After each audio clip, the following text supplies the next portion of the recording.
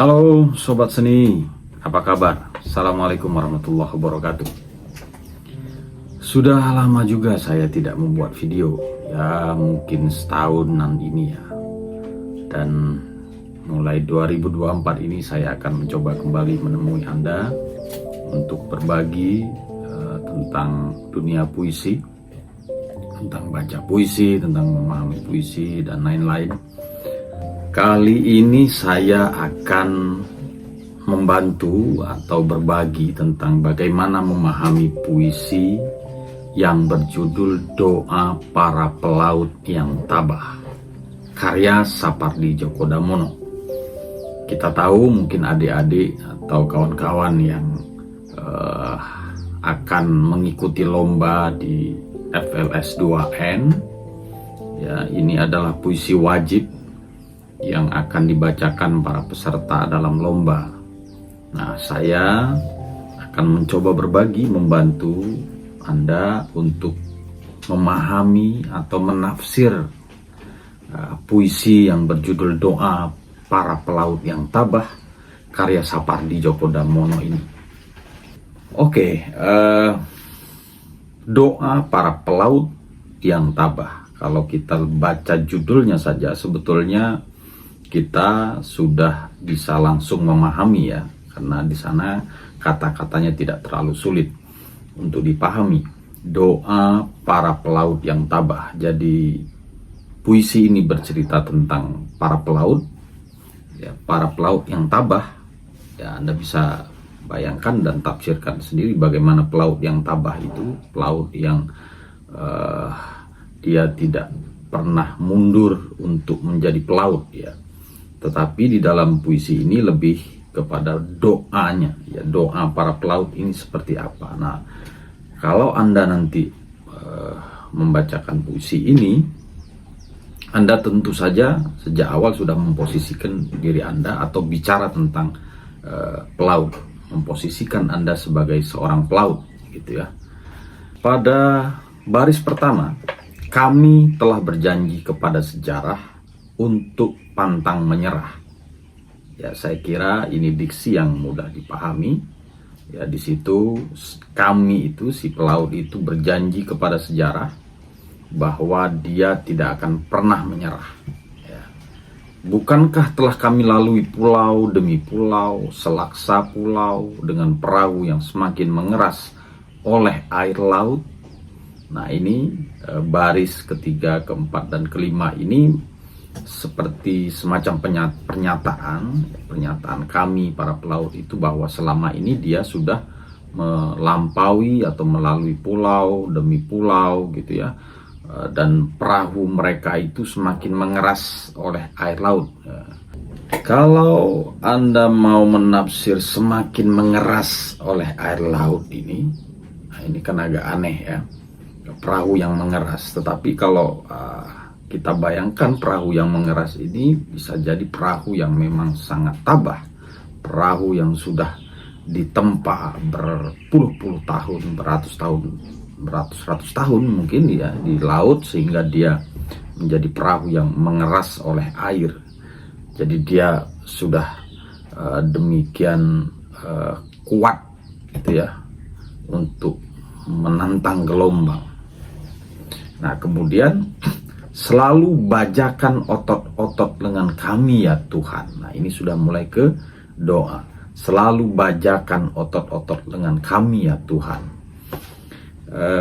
Kata bajakan ini saya kira bukan pembajakan ya, tetapi baja. Baja itu baja, sesuatu yang sejenis besi yang keras gitu, dan otot-otot itu otot-otot para pelaut ini. Jadi Tuhan tolong lebih keraskan lagi otot-otot lengan kami ini ya Tuhan, yang tetap mengayuh entah sejak kapan. Jadi dia mohon kepada Tuhan untuk tetap menjadi pelaut yang tabah, pelaut yang otot-ototnya seperti baja gitu, dan mengayuh entah sejak kapan. Jadi sejak kapan dia menjadi pelaut, bahkan si pelautnya sendiri juga sudah tidak mengetahui secara persis saking lamanya dia menjadi pelaut. Kemudian barangkali akan segera memutih rambut kami, segera memutih, segera menua dia, sampai tua dia, satu demi satu merasa letih, ya, sampai kemudian para pelaut itu rambutnya memutih, menua, merasa letih, dan kemudian tersungkur mati. Tapi berlaksa anak-anak kami akan memegang dayung serta kemudi menggantikan kami. Jadi dia ingin mengatakan kepada Tuhan bahwa meskipun kami nanti sudah mati, tetapi anak-anak kami ini akan meneruskan menjadi pelaut yang akan memegang kemudi, mendayung yang menggantikan dia. Gitu ya. Pada bait berikutnya, kamilah yang telah mengayuh perahu-perahu Sriwijaya serta Majapahit, mengayuh perahu-perahu Makassar dan Bugis.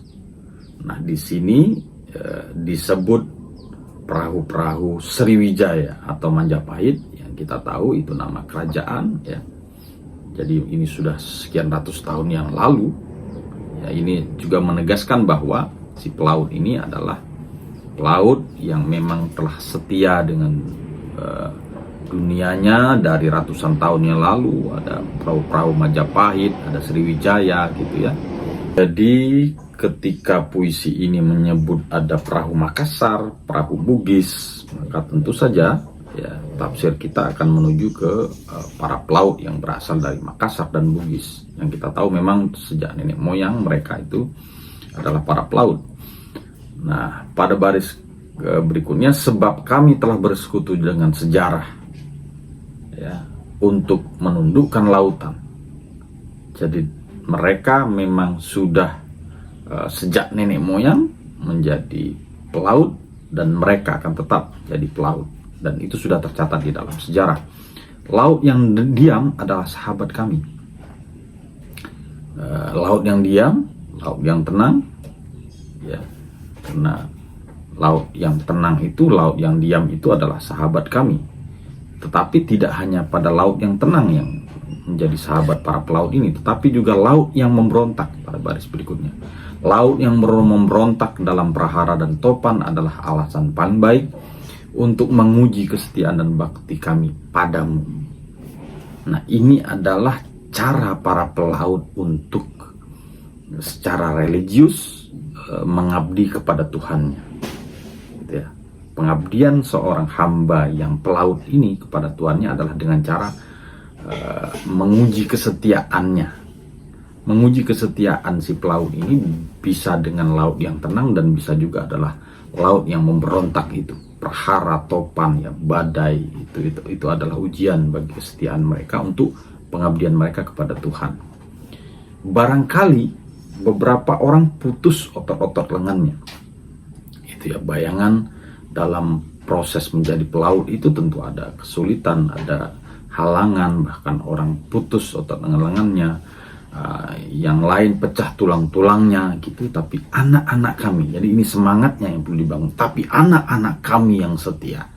Nanti cara bacanya juga akan saya coba berikan, ya. Saya akan berbagi juga bagaimana cara membaca puisi ini pada video berikutnya. Tetapi sebelum membaca puisi, kita coba pahami dulu puisi ini. Jadi yang lain pecah tulang-tulangnya, tetapi anak-anak kami yang setia ini segera mengubur mereka di laut dan melanjutkan perjalanan yang belum selesai ini. Jadi mereka tidak akan putus asa, tidak akan takut mereka dengan hantaman, dengan cobaan, dengan kematian bahkan. Mereka tetap akan terus berjalan, ya, karena perjalanan yang belum selesai ini. Biarlah kami bersumpah kepada sejarah, ya Tuhan, untuk membuat bekas-bekas yang tak terbatas di lautan. Jadi dia bersumpah kepada sejarah untuk membuat bekas-bekas itu, jejak-jejak yang tak terbatas di lautan. Jadi laut itu yang luas, sangat luas. Dia akan membuat jejak-jejak sejarah di laut yang tak terbatas itu. Jadi kalau ini ditafsirkan oleh seorang siswa misalnya, karena ini tingkat SMA, bisa saja ini akan membangkitkan semangat atau memotivasi Anda untuk terus berjuang dalam hidup ini, ya, dalam keadaan dan profesi apapun. Kalau di puisi ini memang dia contohkan sebagai seorang pelaut, tetapi bisa saja pelaut di sini bisa saja menjadi apapun, menjadi siapapun, menjadi profesi apapun gitu. Oke, saya kira cukup demikian ya tafsir saya terhadap puisi yang berjudul Doa Para Pelaut yang Tabah karya Sapardi Djoko Damono. Ya, untuk juga membuat pemahaman Anda menjadi lebih baik, silakan juga lacak siapa Sapardi Djoko Damono, kemudian bagaimana sejarah tentang para pelaut di Makassar dan juga di Bugis, di Majapahit dan Sriwijaya. Itu akan membuat kita menjadi lebih kaya lagi tafsirnya. Oke, selamat memahami puisi ini dengan baik dan selamat berlomba. Sampai jumpa. Assalamualaikum warahmatullahi wabarakatuh.